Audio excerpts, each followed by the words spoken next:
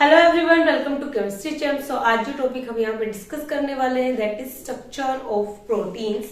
सो proteins क्या होते हैं ये हम डिस्कस कर चुके हैं लास्ट लेक्चर में। प्रोटीन्स हमारे पास होते हैं अल्फा अमीनो एसिड।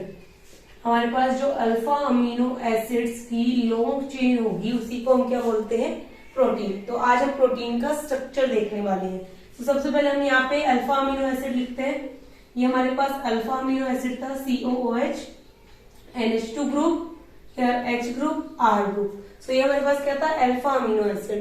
अब हम यहाँ पे क्या करेंगे, बहुत सारी अल्फा अमीनो एसिड्स को हम ज्वाइन कर देंगे। किस तरीके से, लाइक हमारे पास यहाँ पे है CH, COOH, here is NH2 and another group is R.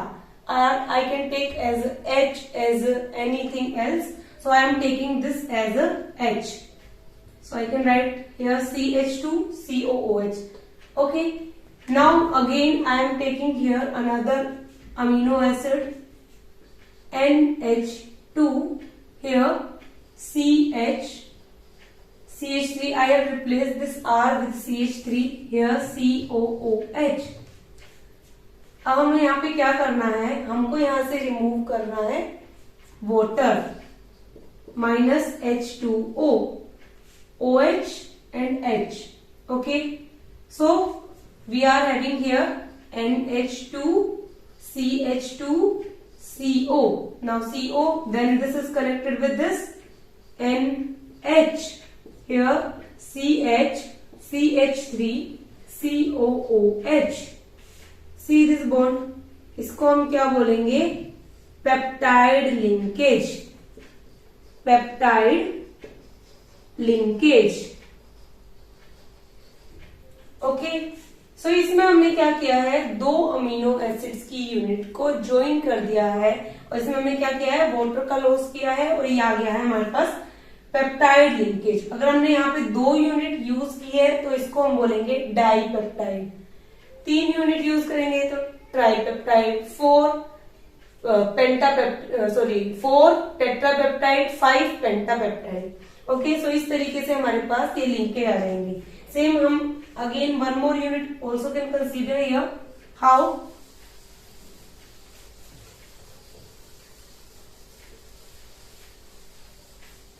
See this is NH2, this is CH2 COOH plus NH2,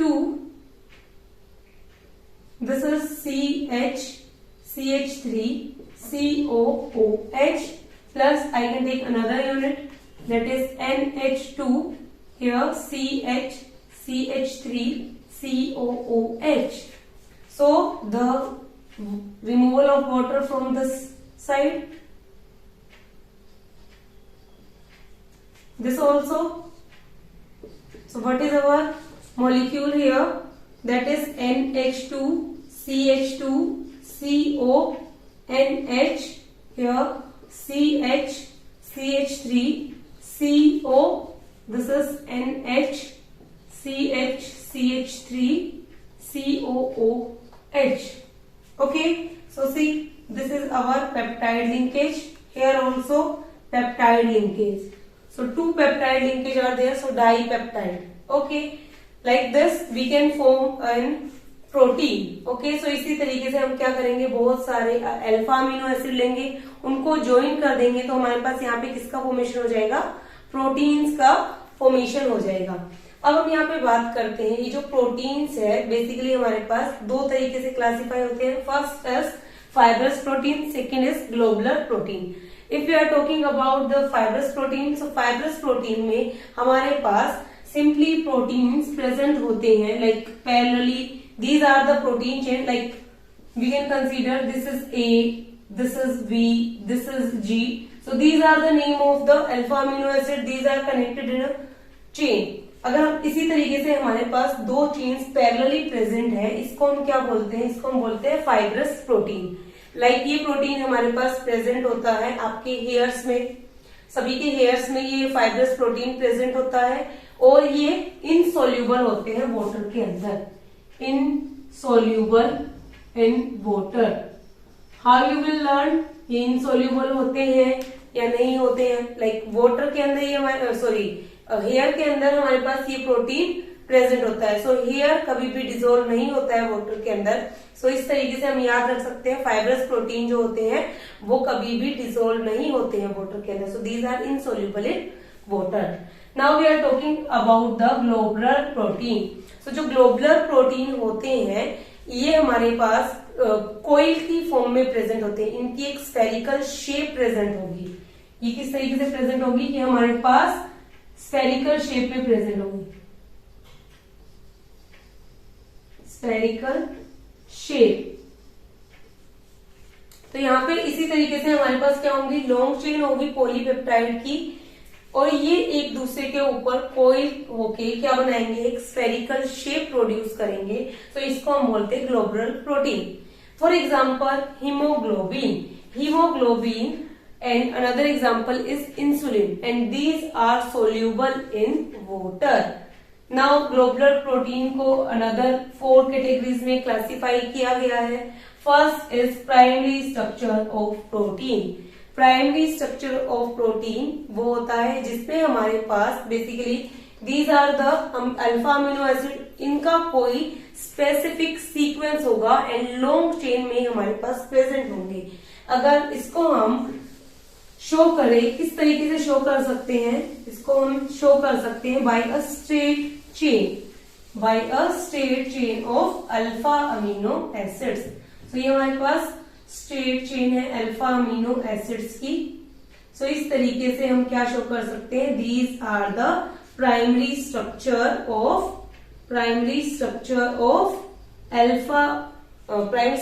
proteins. If we are talking about the secondary हमारे पास क्या होगा, हमारे पास 2 प्राइमरी स्ट्रक्चर्स क्या होंगी, मिक्स होके coiling करेंगी। And यहाँ पे हमको 2 तरीके की स्ट्रक्चर देखने को मिलते हैं। First is our alpha helix, second is our beta pleated sheet. सबसे पहले हम यहाँ पे स्टडी करते हैं हमारे पास अल्फा हेलिक्स होता क्या है। अल्फा हेलिक्स में ये हमारे पास एक लॉन्ग चेन है पॉलीपेप्टाइड की। इसने अपने आप को राइट हैंडेड स्क्रू में क्या कर लिया है, रीअरेंज कर लिया है। वाई? बिकॉज इसके अंदर एक तो वीक वंडरवाल फोर्सेस होंगे, सेकंड इसके अंदर हमारे पास क्या होंगे, हाइड्रोजन बॉन्डिंग प्रेजेंट होगी। हाइड्रोजन बॉन्डिंग की वजह से इन्होंने क्या किया है, अपने आप को ट्विस्टेड शेप दे दी है, जिसको हम बोल रहे हैं अल्फा हेलिक्स।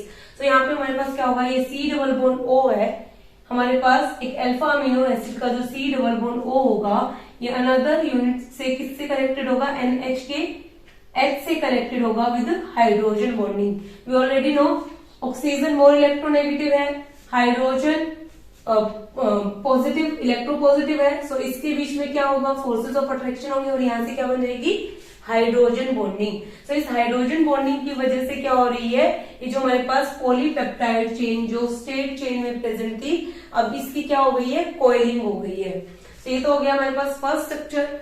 सेकेंड स्ट्रक्चर की अगर हम बात करें तो वो होगी हमारे पास beta pleated sheet. So beta pleated sheet में क्या होगा, ये जो हमारे पास अल्फा अमीनो एसिड्स के मॉलिक्यूल होंगे, ये मैक्सिमम डिस्टेंस पे क्या हो जाएंगे, स्ट्रेच हो जाएंगे और प्लेटेड शीट में प्रेजेंट होंगे। और यहाँ पे हमारे पास ये ऑक्सीजन जो है इसके बीच में और अनदर मॉलिक्यूल के हाइड्रोजन के बीच में क्या होंगी, यहाँ पे हाइड्रोजन बॉन्डिंग प्रेजेंट होगी।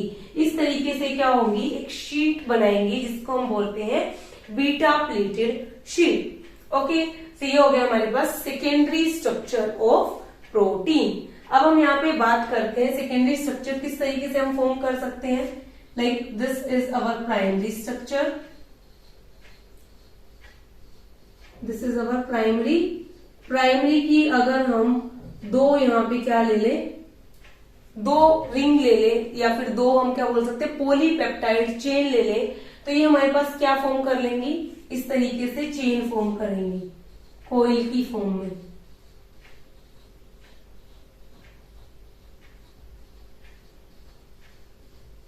सो ये हमारे पास किसका स्ट्रक्चर हो जाएगा, ये हमारे पास स्ट्रक्चर हो जाएगा सेकेंडरी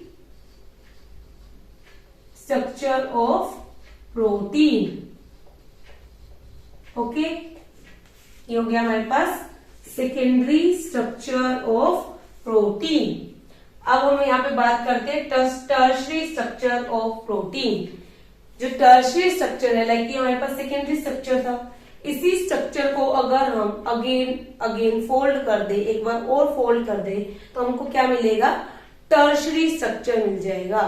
टर्शरी स्ट्रक्चर मिलने के बाद अगर उसको हम वापस से और फोल्ड करेंगे, बहुत सारी फोल्डिंग कर देंगे, तो उससे हमको क्या मिल जाएगा? उससे हमको मिल जाएगा quaternary structure of protein.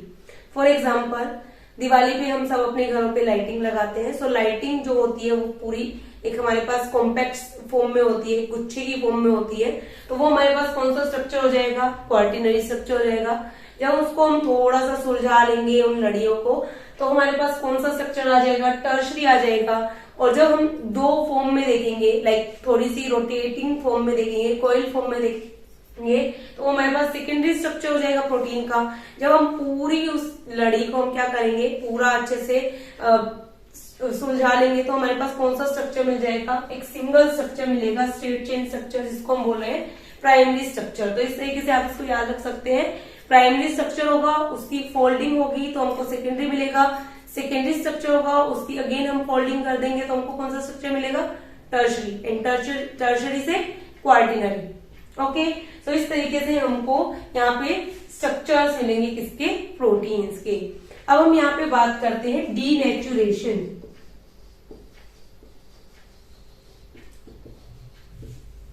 So firstly हमें यहाँ पे पता है हाइड्रोजन बॉन्डिंग प्रेजेंट है, और वीक वंडरवाल फोर्सेस की वजह से इन प्रोटीन्स की क्या हो गई है? कॉइलिंग हो गई है। अगर हम यहाँ पे बात कर रहे हैं डीनेचुरेशन प्रोसेस की, तो अगर हम यहाँ पे टेम्परेचर प्रोवाइड कर रहे हैं या फिर पीएच को हम यहाँ पे क्या कर रहे हैं? चेंज कर रहे हैं, तो इस कंडीशन में क्या होगी?